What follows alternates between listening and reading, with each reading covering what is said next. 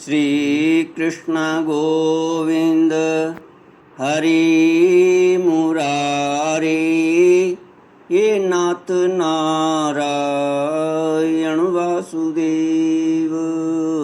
श्री कृष्ण गोविंद हरि मुरारी, ये नाथ नारायण वासुदेव।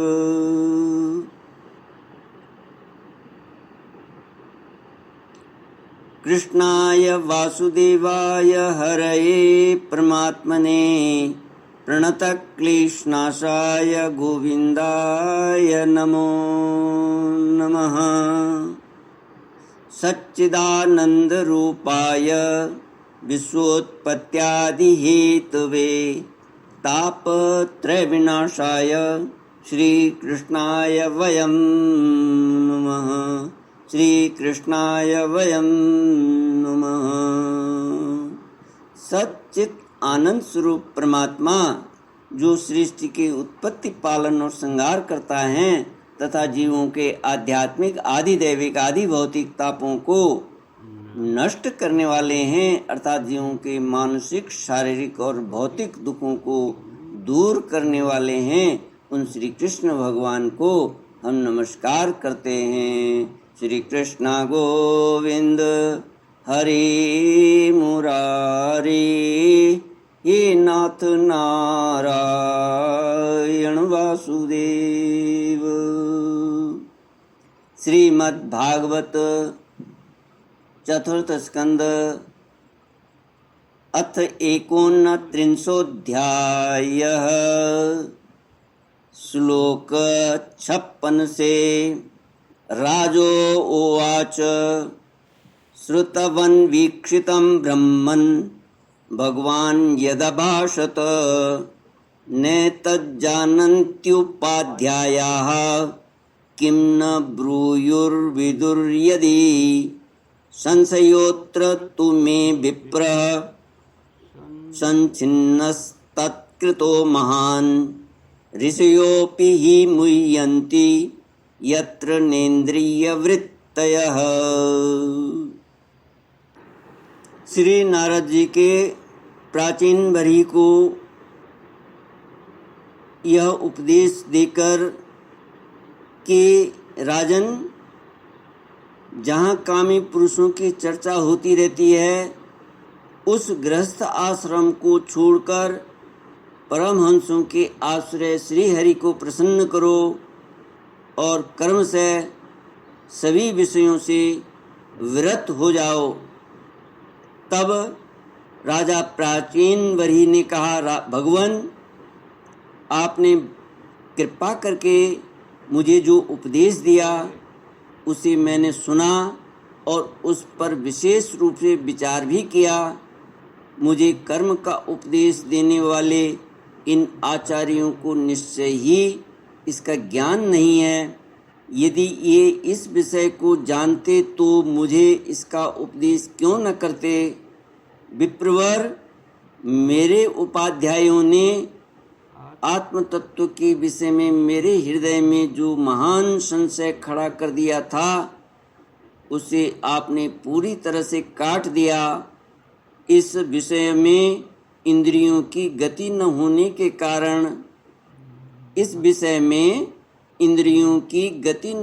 के कारण मंत्र दृष्टा ऋषियों को भी मोह हो जाता है। वेदवादियों का कथन जगह जगह सुना जाता है कि पुरुष इस लोक में जिसके द्वारा कर्म करता है उस स्थूल शरीर को यहीं छोड़कर परलोक में कर्मों से बने हुए दूसरी देह से उसका फल भोगता है। किंतु यह बात तो कैसे हो सकती है, क्योंकि उन कर्मों का कर्ता स्थूल शरीर तो यहीं नष्ट हो जाता है।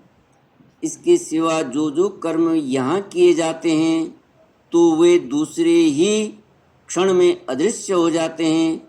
वे परलोक में फल देने के लिए किस प्रकार पुनः प्रकट हो सकते हैं।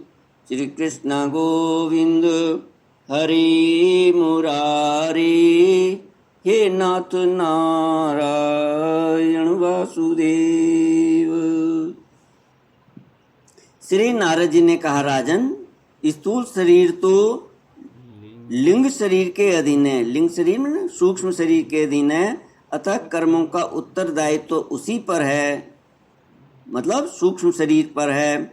जिस मनः प्रधान लिंग शरीर की सहायता से मनुष्य कर्म करता है, वह तो मरने के बाद भी उसके साथ रहता ही है, अतः वह परलोक में अपरोक्ष रूप से स्वयं उसी के द्वारा उसका फल भोगता है।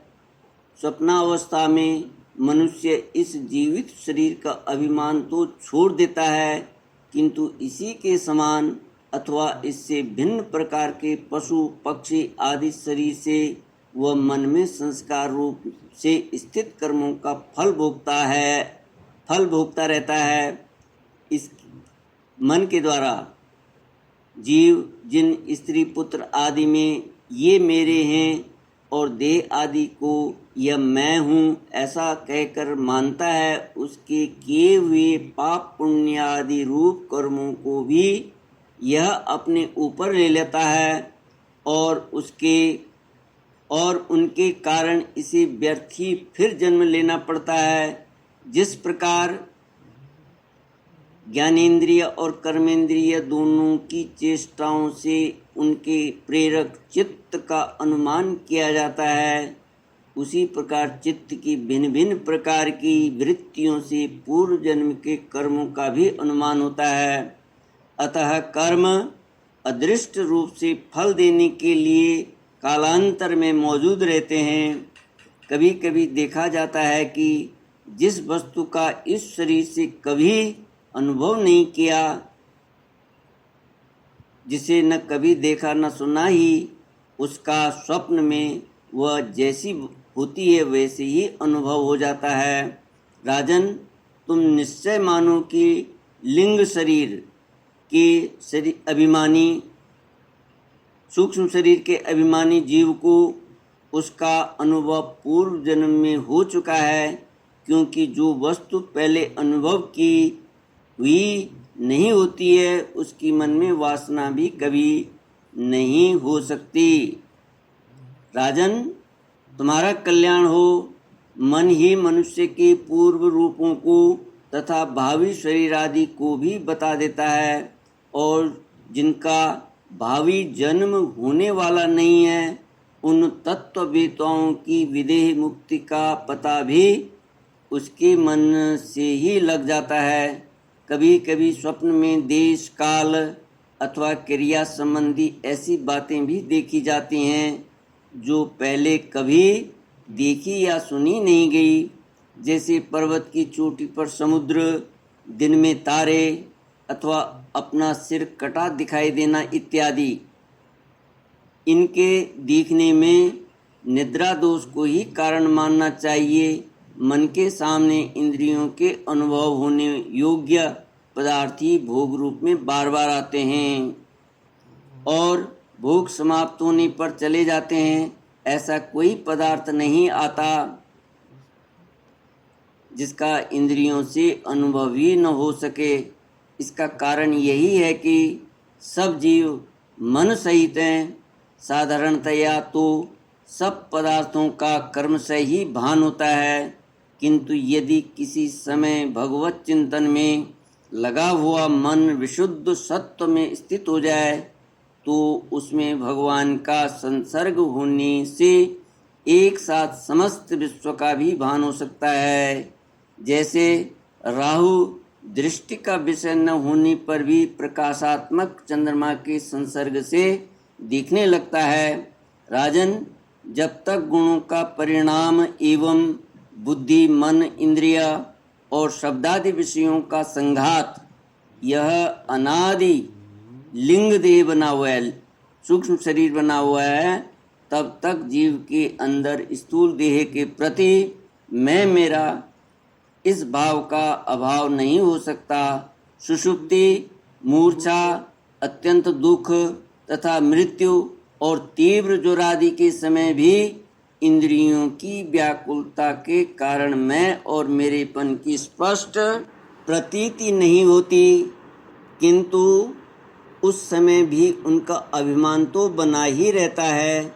जिस प्रकार अमावस्या की रात्रि में चंद्रमा रहते हुए भी दिखाई नहीं देता, उसी प्रकार युवा अवस्था में स्पष्ट प्रतीत होने वाला यह एकादश इंद्रिय विशिष्ट लिंग शरीर गर्भावस्था और बाल्यकाल में रहते हुए भी इंद्रियों का पूर्ण विकास न होने के कारण प्रतीत नहीं होता।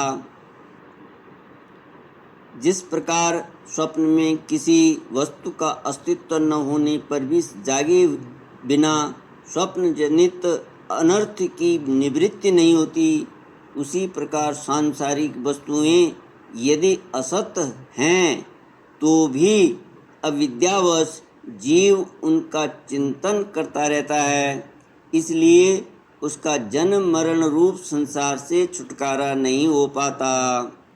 इस प्रकार पंच तन मात्राओं से बना हुआ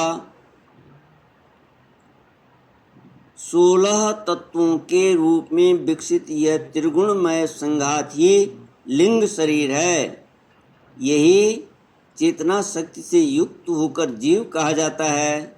इसी के द्वारा पुरुष भिन्न भिन्न देहों को ग्रहण करता और त्यागता है तथा इसी से उसे हर्ष, शोक, भय, दुख और सुख आदि का अनुभव होता है। जिस प्रकार जोंक जब तक दूसरे तृण को नहीं पकड़ लेती तब तक पहले को नहीं छोड़ती, इसी प्रकार जीव मरण काल उपस्थित होने पर भी जब तक देहारंभक कर्मों की समाप्त होने पर दूसरा शरीर प्राप्त नहीं कर लेता, तब तक पहले शरीर के अभिमान को नहीं छोड़ता। राजन, यह मन प्रधान लिंग शरीर ही जीव के जन्मादि का कारण है। लिंग शरीर, सूक्ष्म शरीर।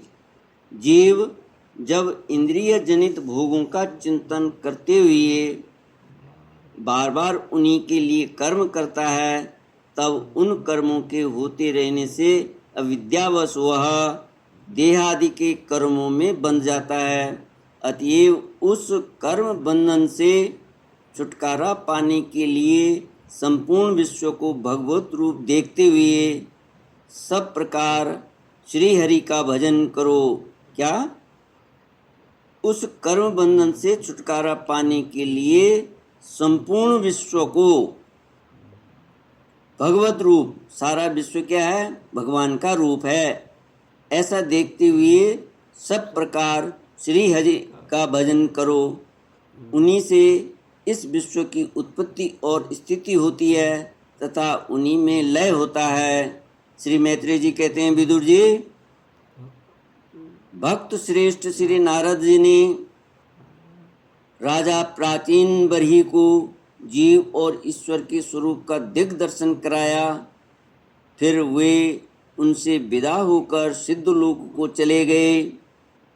तब राजऋषि प्राचीन बरही भी प्रजा पालन का भार अपने पुत्रों को सौंपकर तपस्या करने के लिए कपिलाश्रम को चले गए।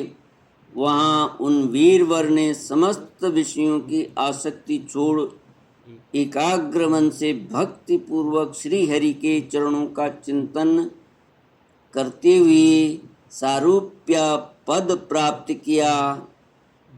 निष्पाप विदुर जी, देवऋषि नारद के परोक्ष रूप से कहे हुए इस आत्मज्ञान को जो पुरुष सुनेगा या सुनाएगा वह शीघ्र ही लिंग देह सूक्ष्म शरीर के बंधन से छूट जाएगा। देवऋषि नारद जी के मुख से निकला हुआ यश आत्मज्ञान भगवान मुकुंद के यश से संबंध होने के कारण त्रिलोकी को पवित्र करने वाला, अंतःकरण का शोधक तथा परमात्म पद को प्रकाशित करने वाला है। जो पुरुष इसकी कथा सुनेगा वह समस्त बंधनों से मुक्त हो जाएगा और फिर उसे इस संसार चक्र में नहीं भटकना पड़ेगा। विदुर जी, गृहस्थाश्रमी पुरंजन के रूपक से परोक्ष रूप से कहा हुआ यह अद्भुत आत्मज्ञान मैंने गुरु जी की कृपा से प्राप्त किया था। इसका तात्पर्य समझ लेने से बुद्धि युक्त जीव का देहाभिमान निवृत्त हो जाता है तथा उसका परलोक में जीव किस प्रकार कर्मों का फल भोगता है यह संशय भी मिट जाता है। श्री कृष्ण गोविंद हरे मुरारे हे नाथ नारायण वासुदेव।